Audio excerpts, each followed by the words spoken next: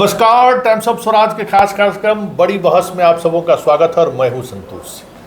और आज हम बड़ी बहस में हमारे साथ जदयू के वरिष्ठ प्रवक्ता नीरज जी हैं, आपका स्वागत है। और आज मुद्दा रहेगा कि 2005 से 2025 20 वर्षों का सफ़र, और उस पूरे सफ़र पर अगर गौर किया जाए तो नीतीश कुमार सिर्फ और सिर्फ डेवलपमेंट के एजेंडे पे चुनाव लड़ते रहे हैं। इस बार भी जिस तरीके से पिछले 6 महीने से अपने इस कार्यकाल में जितनी भी परियोजना का उन्होंने शिलान्यास किया था उसका या तो शुभारंभ कर रहे हैं या उसकी लगातार नियमित मॉनिटरिंग कर रहे हैं। लेकिन गठबंधन के आपके साथी पहली बार बिहार में उस नैरेटिव को बढ़ाने की कोशिश कर रहे हैं जिस नैरेटिव से हमेशा नीतीश परहेज करते रहे। वो नैरेटिव कहीं न कहीं कॉमनल नैरेटिव है, हिंदू मुसलमान का नैरेटिव है, या फिर कैसे उस नैरेटिव को लोगों तक पहुंचाएं, उसको लेकर अलग अलग तरीके के तथ्यों के साथ पब्लिक डोमेन में डिस्कोर्स बनाने की कोशिश हो रही है, जो आपके गठबंधन मतलब धर्म के साथ विपरीत है। जैसे किशनगंज में मुसलमानों की संख्या लगातार बढ़ती जा रही है, आधार कार्ड को लेकर सवाल खड़े किए जा रहे हैं, कई तरह के सवाल इन दिनों पब्लिक डिस्कोर्स में लाया जा रहा है। और जो काम संघ और बीजेपी पिछले 100 वर्षों में बिहार में नहीं कर सका, कोशिश उनकी उस तरफ बढ़ते हुए दिख रही है। आप गठबंधन के बड़े भाई की भूमिका में हैं, ये जो कुछ भी हो रहा है उसको आप किस तरीके से देखते हैं? कि सबसे पहले तो माननीय मुख्यमंत्री नीतीश कुमार जी के नेतृत्व में और 7 निश्चय जो मुख्यमंत्री जी का निश्चय, जनता दल यू का निश्चय, उसकी बुनियाद पर हम सरकार चला रहे हैं। और सरकार चलाने में हमने ये तय करके रखा है, जो मेरा ट्रैक रिकॉर्ड है, कि हमने बिहार की यात्रा माइनस से शुरू किया और आज एक ऐसा बिहार जो गांव के अंदर में तंगो तबाह था, सड़क नहीं, बिजली नहीं, गली नहीं बना हुआ, वहाँ पंचायत सरकार का कोई उपाय नहीं, तमाम तरह के थाना ऐसा कि पुलिस की गाड़ी अगर मिले तो पीछे ही भाग रहा है आगे बढ़ने के बदले, हथियार सब में जंग पड़ा हुआ था पुलिस का। तो ऐसी स्थिति, विद्यालय नहीं, शिक्षक नहीं, जहाँ हाथ डालिए वहाँ निगेटिव था, भवन नहीं। अब तो पटना का कलेक्ट्रेट देख, पूरे देश के अंदर में 1 नंबर 1 है। पटना बिहार संग्रहालय को देख ले, प्रतिदिन मैं गया था, 2000 आदमी जाता है वहाँ देखने के लिए, अद्भुत जगह बना है। तो मेरे कहने का मतलब ये है कि हम तो अपने काम में लगे हुए हैं। आज ही खबर आया कि स्टूडेंट क्रेडिट कार्ड में अब 13 नए कोर्स जोड़ दिए गए, जो टेक्निकल कोर्स है। अब समझिए कितना बड़ा सामाजिक परिवर्तन ये है। अब मुख्यमंत्री जी ने यह भी कहा, महिला संवाद योजना के बदौलत ही हमने 1100 रुपया किया। बगल में झारखंड में, जहाँ तक हमको जानकारी है, बैरियर लगा दिया इन लोगों ने, 1000 रुपया दे रहा है।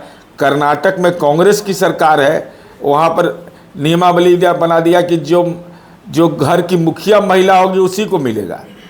तो 10 लाख या 12 लाख महिलाओं को मिलता, वो भी 6 महीना से खाता वही गायब है सबका।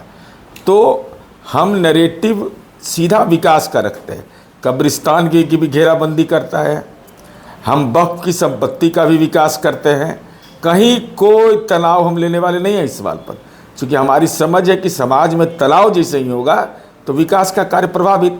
जैसे हिंदू मुसलमान करिएगा झंझट में पड़ जाइएगा, जात पात करिएगा झंझट में पड़ जाइएगा, तो रोड बनाइएगा, अब बिजली आएगा, सड़क बनेगा, सब उखाड़ के फेंक देगा ये सब।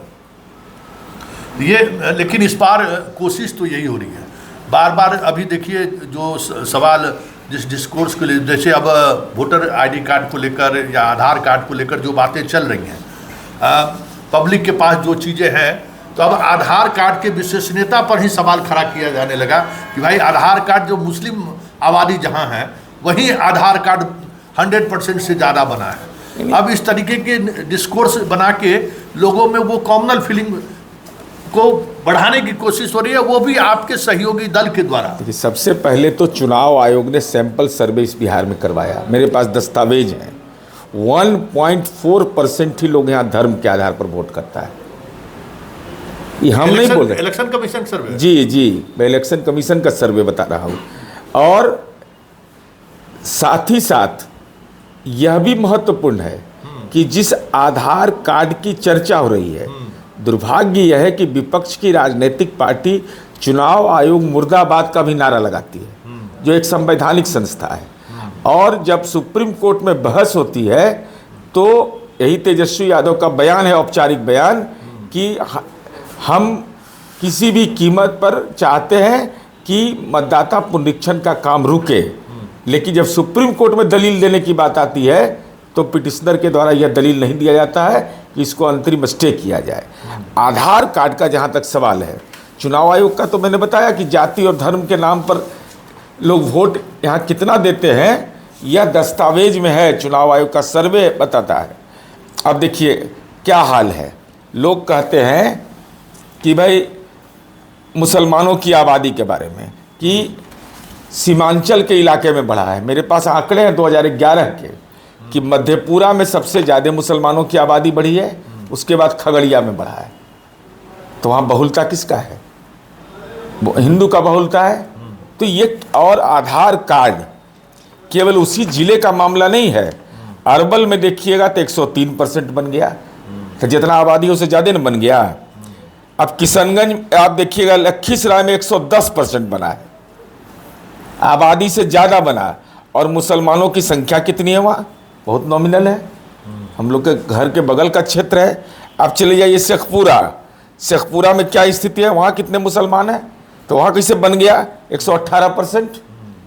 अगर किशनगंज को आप आधार बना रहे हैं कि 126% पर, तो शेखपुरा में कितने मुसलमान हैं कि 118% हो गया? ये बिल्कुल ही तंत्र में कहीं ना कहीं कोई परेशानी है। और डिप्टी सीएम सम्राट चौधरी जी ने कहा है कि इस पूरे मामले की जांच होगी, लेकिन इस एंगल पर अगर कहना कि केवल सीमांचल में हुआ है, ये मेरी समझ मुझे गले नहीं उतरता है। और आंकड़े भी इस बात के गवाह हैं कि ये सच नहीं है। 2011 का जनगणना देख लीजिए, और बिहार में जो पैटर्न है वोट करने का, मेरे पास आंकड़े हैं भारत सरकार के, चुनाव आयोग के और बिहार के। तो उसमें सॉरी गलती हमसे हो गई थी। बिहार में 4.2 लोग जाति के आधार पर वोट करते हैं और 1.1% लोग ही धर्म के आधार पर वोट करते हैं। बिहार चुनाव आयोग सर्वे। अच्छा। बिहार में जाति के आधार पर 4.2, राष्ट्रीय स्तर पर 3.1 और धर्म के नाम पर इलेक्शन कमीशन ऑफ इंडिया का है 1.9। अब देख लीजिए, ये बिहार में 41.4% लोग परिवार की पसंद से वोट करते हैं, 40.3 लोग उम्मीदवार देखकर वोट करते हैं। तो कहाँ है भाई, धर्म के आधार पर कहाँ वोट पड़ रहा है, जाति के आधार पर? उस जकड़न से बिहार निकल चुका है, यह बात समझना होगा। अब वक्फ की संपत्ति अगर है अंजुमन इस्लामिया हॉल, तो लोगों ने ये देखा है कि खंडहरनुमा था। आज नीतीश कुमार जी ने वहाँ विकास किया है। हमने तो अपने अल्पसंख्यक प्रकोष्ठ के साथियों से निवेदन किया है कि जहाँ भी मीटिंग करने जाइए, जहाँ नीतीश कुमार जी ने वक्फ का विकास किया है उसी बिल्डिंग में जाके करिए, तो सामने में लोग देखेगा कि खंडहर था, कितना शानदार बन गया भवन। इसलिए ये नैरेटिव बिहार में हमको नहीं समझ में आता है। यहाँ डेवलपमेंट ही इम्पोर्टेंट है, हर परिवार तक हम लोग पहुँचा है हमारा विकास। तो वो लोगों को एहसास नहीं है कि मस्जिद के अंदर में बिजली हम पहुँचाए, मंदिर में बिजली हम पहुँचाए। क्या जहाँ पैगंबर और भगवान है वहाँ उनको तो हम रोशनी ला के दिए, तो हमको रोशनी नहीं देंगे तो किसको रोशनी देंगे? चलिए, मतलब सवाल फिर विकास पे आके ठहर सा गया है। मतलब धर्म के सहारे सियासत साधने वाले को भले ही गठबंधन में क्यों ना हो, लेकिन जदयू की नसीहत सीधा सीधा है कि उस सियासत से हम सिर्फ परहेज ही नहीं करते हैं, उस सियासत को पूरी मजबूती के साथ हम खंडन भी करते हैं और उस सियासत के सहारे बिहार की राजनीति साधने वाले पॉलिटिकल पार्टी को एक संदेश भी देते हैं। ये जदयू नीतीश कुमार अक्सर ये स्टैंड लेते रहे। ये अलग बात है कि पिछले कई महीनों से मीडिया से उनकी दूरी रही है, तो आज जो नीरज कुमार हम लोगों के बीच जो जवाब उन्होंने रखा है, कमोबेश नीतीश कुमार का भी यही स्टैंड रहा है। इस पॉलिटिकल नैरेटिव में अगर कॉमनल एंगल लाने की कोशिश हुई है तो, लेकिन देखना दिलचस्प होगा कि बीजेपी इस बार जो चीज़ें चाह रही हैं बिहार में, ठीक चुनाव से पहले जो कुछ भी हो रहा है, क्या वाकई में बिहार की जनता इसके लिए तैयार है कि नहीं? क्योंकि 100 साल से मेहनत चल रहा है चलिए इस खास कार्यक्रम बड़ी बहस को यहीं खत्म करते हैं, फिर किसी नए मुद्दों के साथ हमारी आपकी मुलाकात होगी। फिलहाल इजाज़त दीजिए, नमस्कार।